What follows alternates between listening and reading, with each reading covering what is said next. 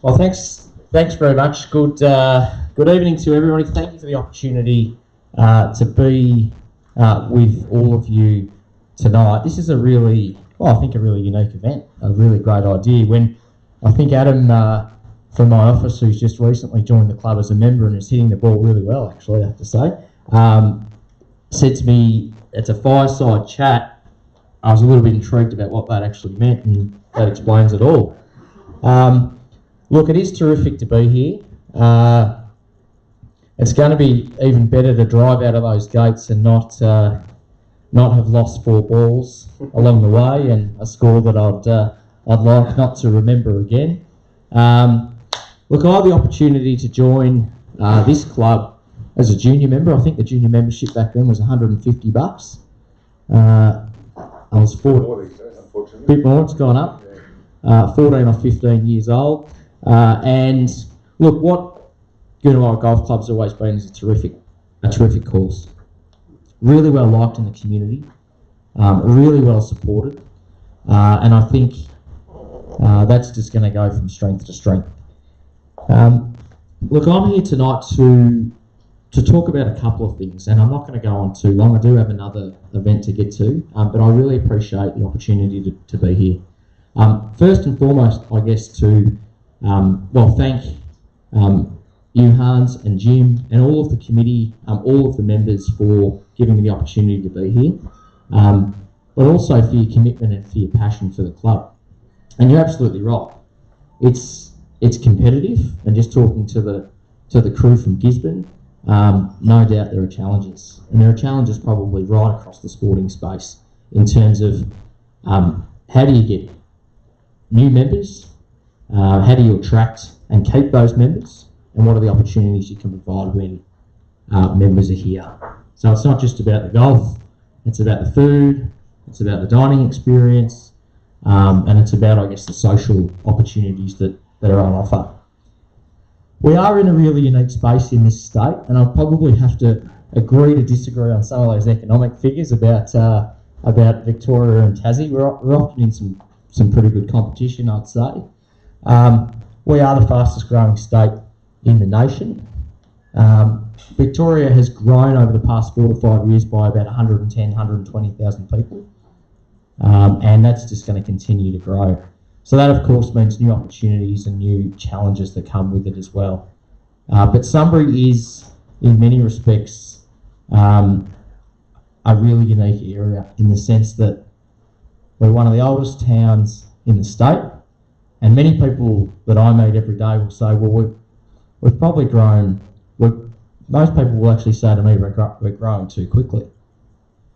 And if you sort of look back over the original plans, when we were touted to be a satellite city, we've actually grown slower than originally projected.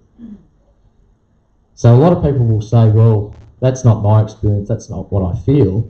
But certainly for this club, with both Lancefield Road and Sunbury South PSP, we're going to see 19,000 homes over the next 25 years in this space. So Sunbury Road and Lancefield Road.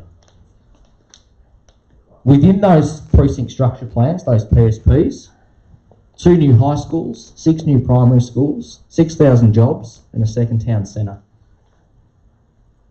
So that is then going to put this golf course right at the centre of all of that. So you've got Redstone Hill, where the new town centre will be, and those plans have been approved. Now, of course, the need for infrastructure then comes along with that, and that's a challenge for both local, state, and federal governments. But there's a few things I think that are worth reflecting on in this space. Clubs like yours and so many in our community, I think, do really well to work hand in hand with local government, with state government, to attract new ideas and attract new people to our community. And I think that's a really important area. The other thing we want to be able to do is to be able to keep house prices affordable. And the only way you can regulate, well, one of the only ways you can regulate house prices is with land supply.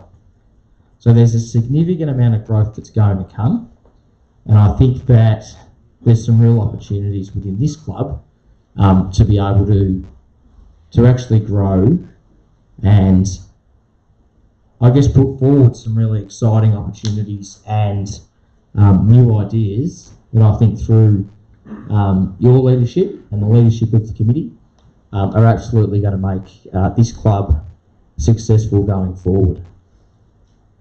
What I thought I might do, and this may disrupt your agenda slightly, is I'm happy to open up for any questions. If anyone has any questions they want to ask me, I'm happy to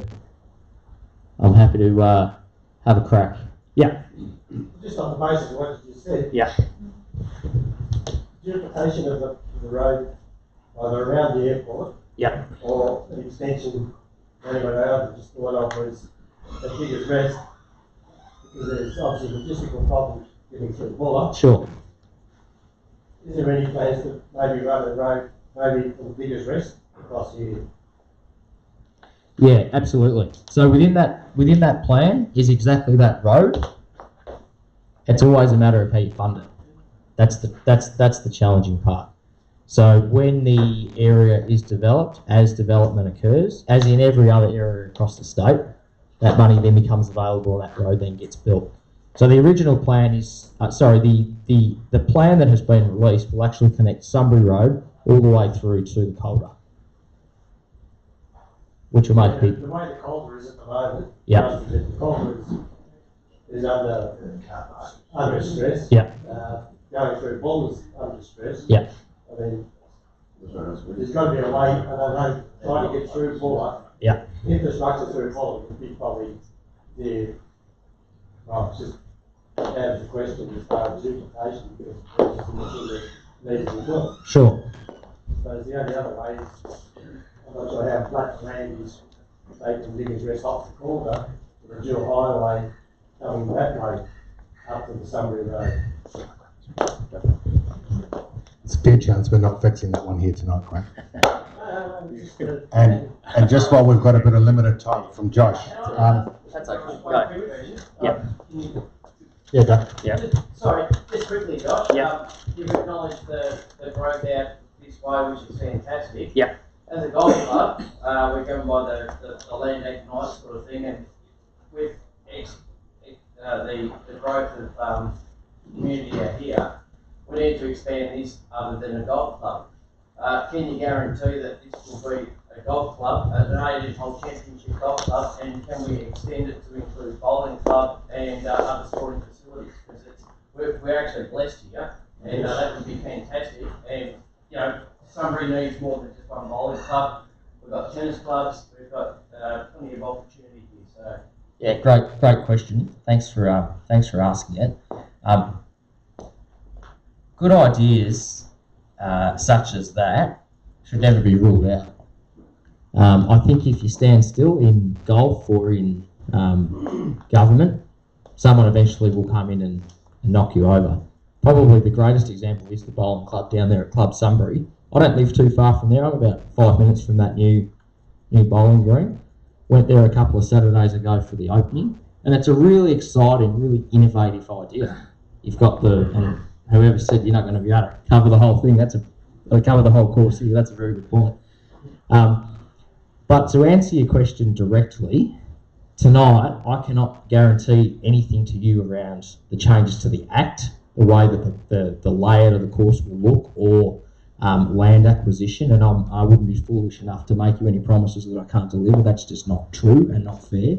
But what I can say to you is I am, and this is probably the first time I've had the opportunity to actually be in this forum and have a chat about new ideas.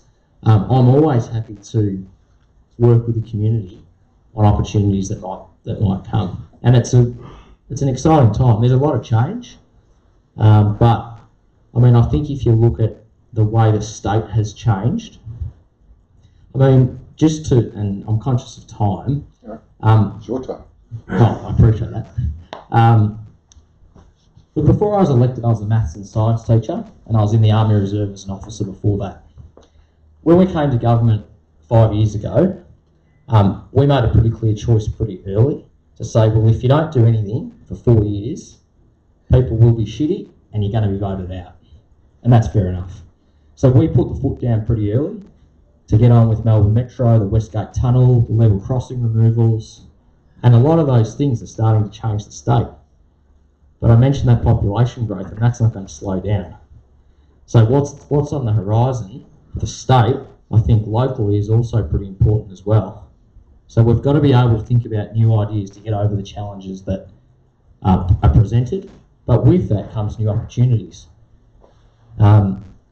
If you think about, and I guess a lot of people here are Gisborne, Sunbury, other areas, if you think about the new Woolworths on Vineyard Road, for example, that's going to change a lot of things. Not only is it good for local jobs, but it's also good for the way that people, new opportunities present.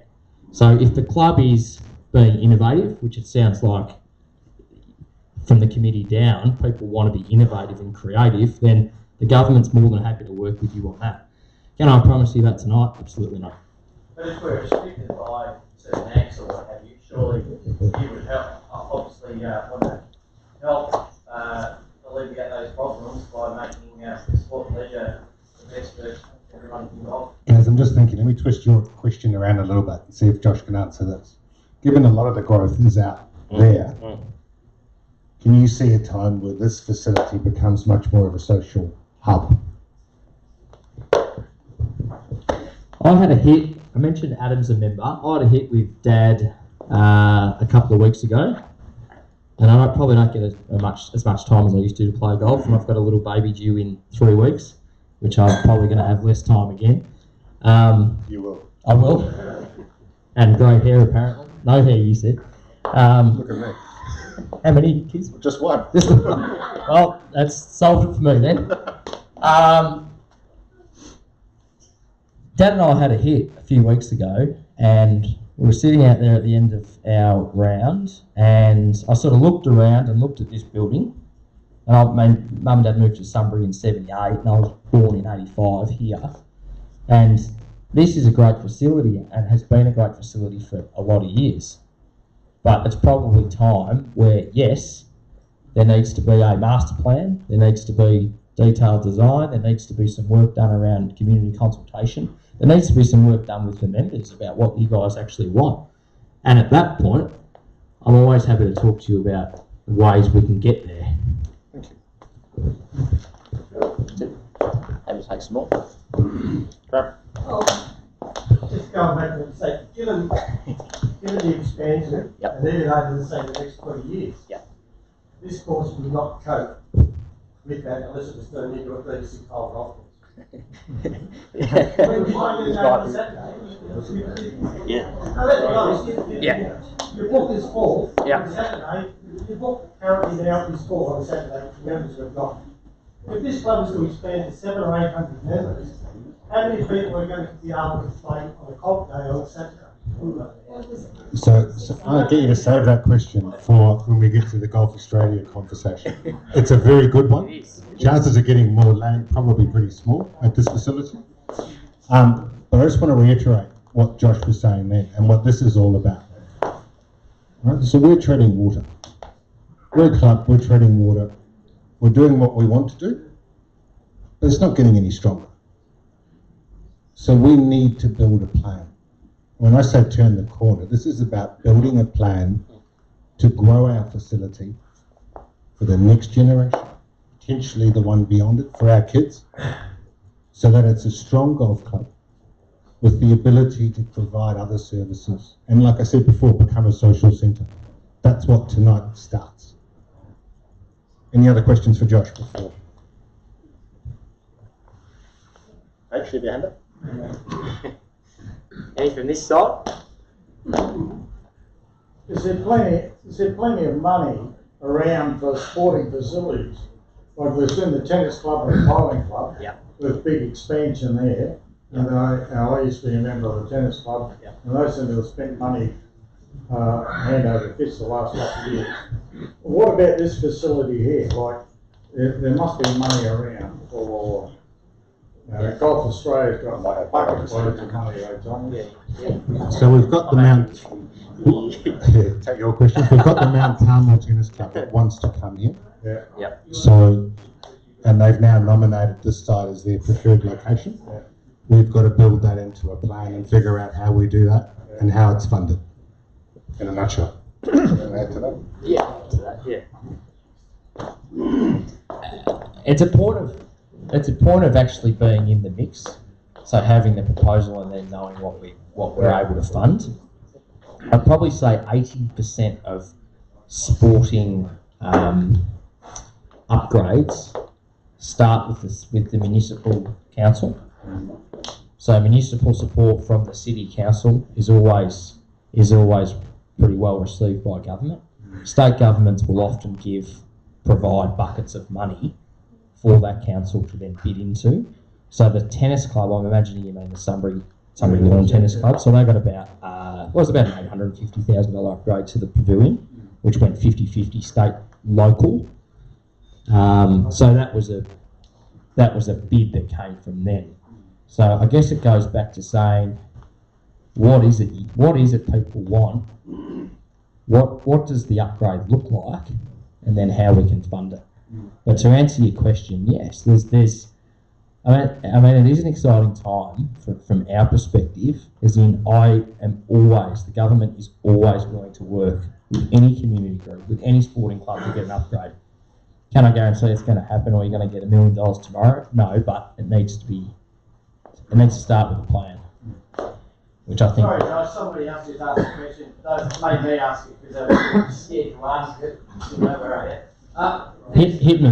There's other football clubs too that are also looking for space to build a ground and relocate sort of thing. Yeah, Salesian, is it? I've got no idea what you're talking about. But yeah, are there opportunities also to build other facilities to make sure the clubs are viable? There absolutely are. It always just depends on the ability of the proposal to be sound, which really is just another way of saying if it stacks up and it's fair and reasonable. And I guess the biggest risk with these things is the ideas are always good, but you don't want it to fall over. It has to be financially sound, and it has to be for the long term, rather than just say, well, it's going to be good for 6 months and then it's just going to be a basket case. Nobody wants that, because that gives no certainty to any club. To the huge growth in female participation in particularly in AFL and footy, but also right across the spectrum. So with the growth comes new sporting facilities and new clubs, but I think that there's some really unique challenge. I'm not going to go on too long about Salesian, but there's some really unique challenges with that club and the way that arrangement has been struck with Salesian themselves, and that's a challenge, because it's private land and it's difficult for Salesian, for the footy club and the sports club to attract them. Are you talking about the land behind Salesian College? Well, the club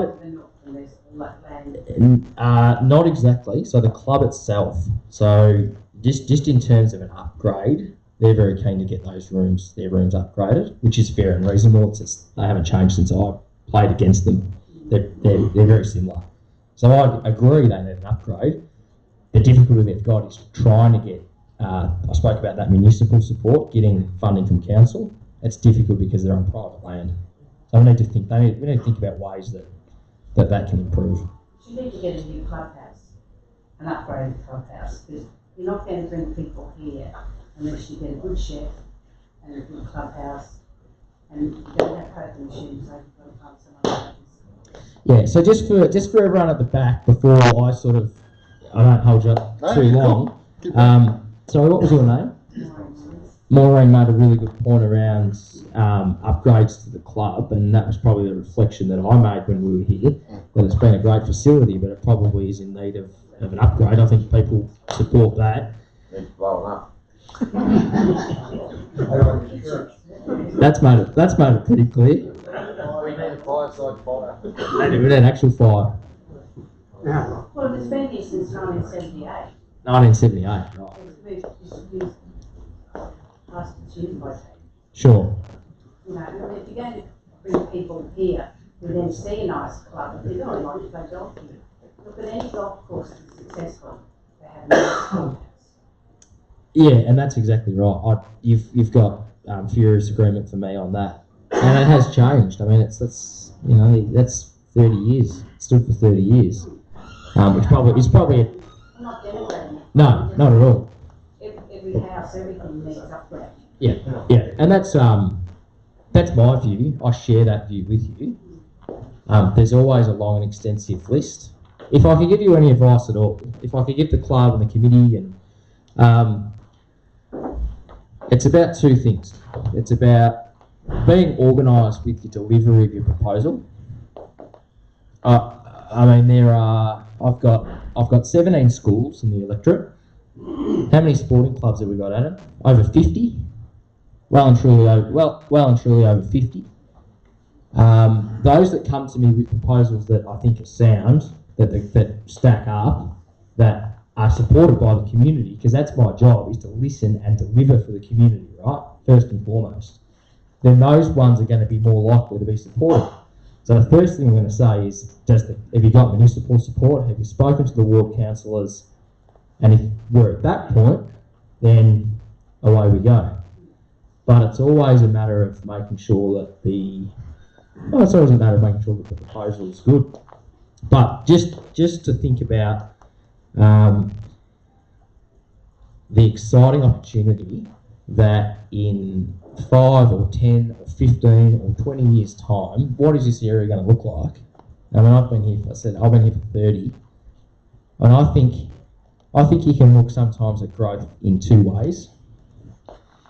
If Sunbury hadn't been developed the way it was 30 odd years ago, my parents, who probably weren't on a great wage, would not have had the opportunity to come here, raise 4 kids, and really provide a great life for us. And I'm sure that there's pretty strong support around the room for people's ability to do that.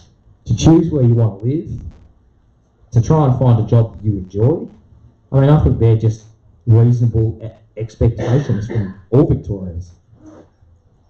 If we then extrapolate that out further and say, well, what is this area going to look like?